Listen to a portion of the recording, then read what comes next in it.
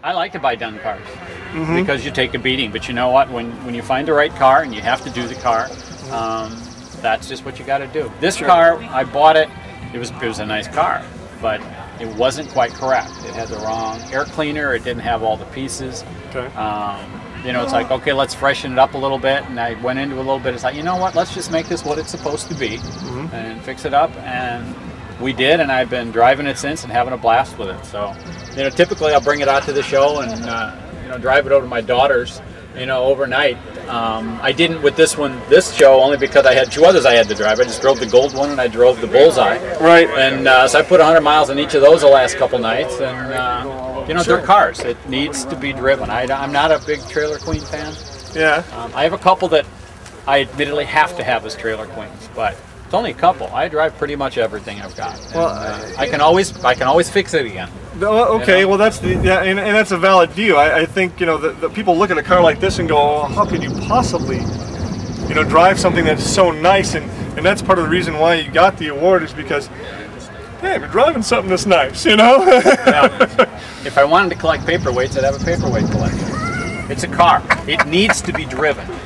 If you don't get the suspension exercise and you don't run the engine, it starts leaking. It's no longer a car. It's just an expensive thing to look at. Right. And it's a car, so I'll drive it. If I get some chips in it, I'll fix the chips and whatever it takes. But you know what? I mean, I grew up with these things. I just love this stuff, and I still want to drive my old cars. Well, what about this car in particular made you want to have it, even though it wasn't a done car like you normally buy? It was a norm car, and I had bought this car.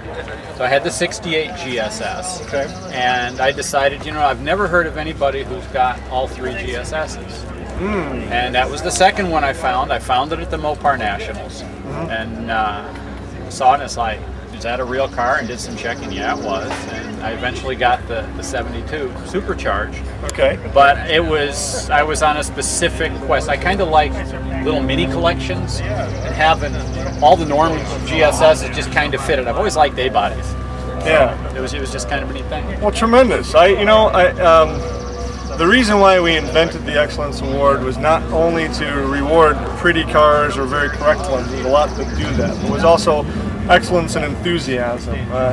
People who have the kind of enthusiasm and have had it for such a long time that it's sort of the reason why people pay so much for these things. You know, it's because there's a passion behind it. And I figured, okay, if someone is willing to bring a very factory correct car, a very nice car, and still drive and enjoy it, that's the core of why we're all standing here. Well, I tell you what, to me, that's the perfect kind of an award to have. Awesome. Because they're cars. You know, Cool. They need to be treated as cars, and the fact that you're not always necessarily looking for absolutely the prettiest one, but the ones that get used and driven and still is nice. Yep. That's outstanding. I appreciate it. Great. Well, congratulations, and thank you, Bill. Thanks. Talk to you later. But I like to bring them out so people can see them, and I like to drive them so I can play with them. Sure. We're here.